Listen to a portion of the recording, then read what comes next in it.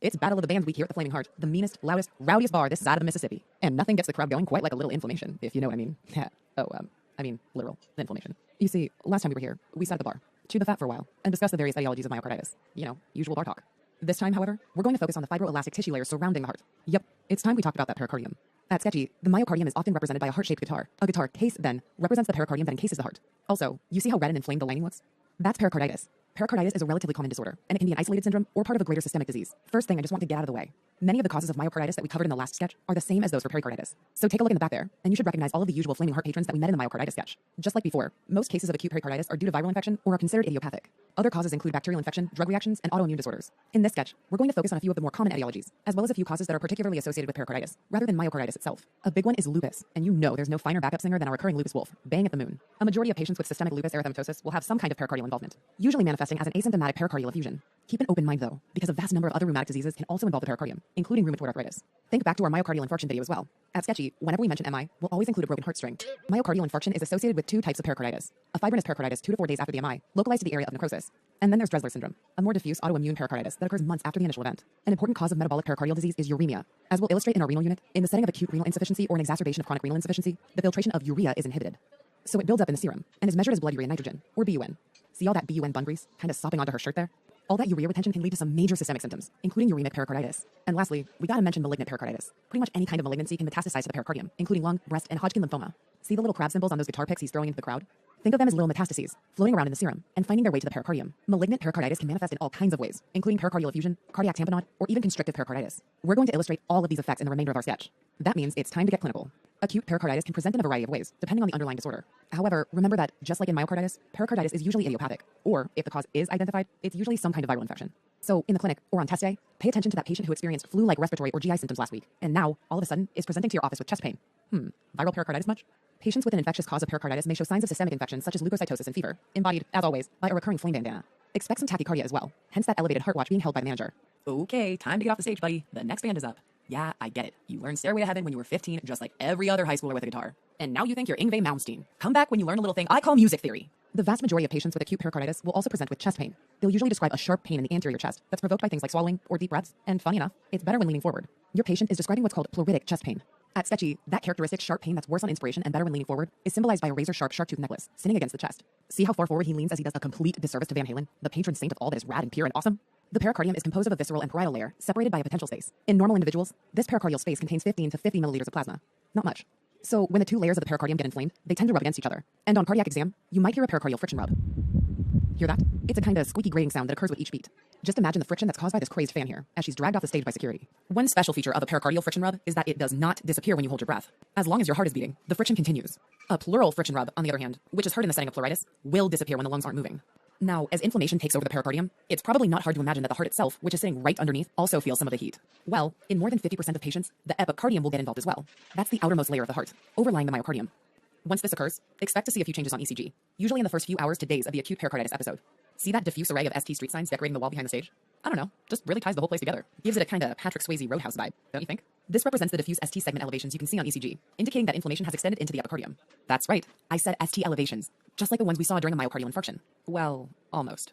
There are actually a few key differences to keep in mind, especially on a test question, when you need to quickly decipher that ECG. First of all, the ST elevations seen in pericarditis have a more sloping, concave up shape, instead of that classic MI tombstone shape. And secondly, take a look around the whole tracing. You should see those ST elevations pretty much everywhere, not just in a few leads. A patient presenting with acute chest pain will likely get a cardiac echo as well, and in acute pericarditis, the echo will often look completely normal. About half the time, however, you'll be able to spot a pericardial effusion. See that water bottle there, knocked over in the scuffle? As the pericardial guitar case fills with fluid, imagine that potential space between the visceral and parietal pericardium filling with serous inflammatory exudate. Most of the time, this effusion is small, but it definitely supports the diagnosis of pericarditis. Now, pericardial effusion comes in two delicious flavors. There's serous, and then there's hemorrhagic. In the setting of pericarditis, you'll most likely find a serous one. It's similar to the one you might see in congestive heart failure. Remember the Little Mermaid soaked briefcase? The pericardium is fed by its own set of vessels, and heart failure causes these vessels to back up and leak fluid into the space. It's the same process that causes peripheral edema. That's a transudate, however, just serum leaking through. The effusions caused by pericarditis, on the other hand, contain exudated inflammatory fluid, and sometimes it can even be hemorrhagic. This is often the case in uremic pericarditis. That's why, underneath our uremic BUN bun lady, we've drawn in some ketchup. Kinda serosanguinous looking on the floor there. As we'll show you later at the Chronic Kidney Dino Museum, uremia causes platelet dysfunction, as evidenced by those shabby-looking Stegosaurus plates. So expect some bleeding with that effusion. Malignant pericarditis is also associated with a hemorrhagic effusion. Remember, this lady dropping the ketchup is also reaching out for those metastatic guitar picks. Alright, remember that the pericardial space normally contains about 15 to 50 milliliters of serous fluid. It's more of a potential space, really. And the parietal pericardium, that outermost layer, is actually quite rigid. It doesn't really want to take on much more volume than that. So a stiff guitar case, like this one, is a pretty fitting symbol when you think about it. Even small pericardial effusions can fill that space to capacity and put some major pressure on the heart underneath. See that sticker on the side of the case? Speed kills. So metal. It emphasizes the fact that the rate, not the volume, of fluid entry determines how severe the effusion is. Slowly collecting effusions can expand to as much as 1,000 milliliters. Rapidly developing collections of as little as 250 milliliters, however, can cause a condition called cardiac tamponade. Cardiac tamponade is like a fist squeezing heart. It puts external pressure on every chamber and limits the heart's ability to expand and fill during diastole. And when your heart can't fill, say goodbye to cardiac output. The classic presentation of cardiac tamponade includes JVD, hypotension, and muffled heart sounds. This is known as Beck's triad, which also happens to be the name of the heavy metal trio about to take the stage. Again, just imagine the heart not being able to expand, and the symptoms become pretty self-explanatory. Jugular venous distension, or JVD, is depicted, as always, by the big distended blue jug. The jugular veins distend because a heart that can't fill will send pressure right back up into that venous system. Also, if a heart can't fill, it has nothing to pump. So watch out for severely reduced cardiac output, leading to hypotension and eventually cardiogenic shock. Yeah, that guy's out, which is so metal. And thirdly, on cardiac exam, the heart sounds will be muffled as you try to listen through that fluid-filled pericardial sac. Just think of the earmuffs worn by the drummer here. Oh, man, I can't take it. Because hearing protection is so heavy metal! Alright, because there's extrinsic pressure on the entire heart from the fluid in the effusion, there can be near equal pressures in the cardiac chambers. This leads to an interesting phenomenon called pulsus paradoxus. We'll illustrate it underneath our stage diver here, wearing the pulsus paradoxus t-shirt. It's the newest album from Beck's triad. Anyways, imagine him putting equal pressure on all the audience members beneath him. They're going to represent the left and the right chambers, with a septum in between. As the security guy struggles under the weight, we tried to make him depict someone taking a big, deep breath in. The increase in venous return during inspiration causes the right ventricle to fill. In the setting of cardiac tamponade, however, the right ventricle can't expand outward due to the effusion. So instead, the interventricular septum bows out to the left. The left ventricle chamber size is now decreased, which leads to decreased left ventricular end diastolic volume and decreased stroke volume. This causes a drop in systolic blood pressure greater than 10 millimeters of mercury during inspiration. That's pulsus paradoxus, my friends. If you're not carrying a sphygmomanometer like this guy, try feeling for the radial pulse instead. During inspiration, the pulse will be undetectable as stroke volume drops. This, combined with JVD, muffled heart sounds, and hypotension, just screams cardiac tamponade. It needs to be treated quickly, by the way, because tamponade can rapidly progress to cardiogenic shock. The only treatment is emergent pericardiocentesis to remove the fluid. That means sticking a big needle into the pericardial space and just, is he really? Yep. Okay, now that is freaking heavy metal. You win, dude. Alright, we're going to finish off this sketch with yet another debilitating consequence of pericarditis called constrictive pericarditis. You see, when the inflammation is severe, sometimes it never quite heals correctly, leading to extensive fibrosis of the pericardium. There can even be adhesions and dense fibrotic scars that obliterate the pericardial space. If calcification and fibrosis are severe enough, it can prevent the heart from expanding normally during diastole, hence the constrictive aspect of constrictive pericarditis.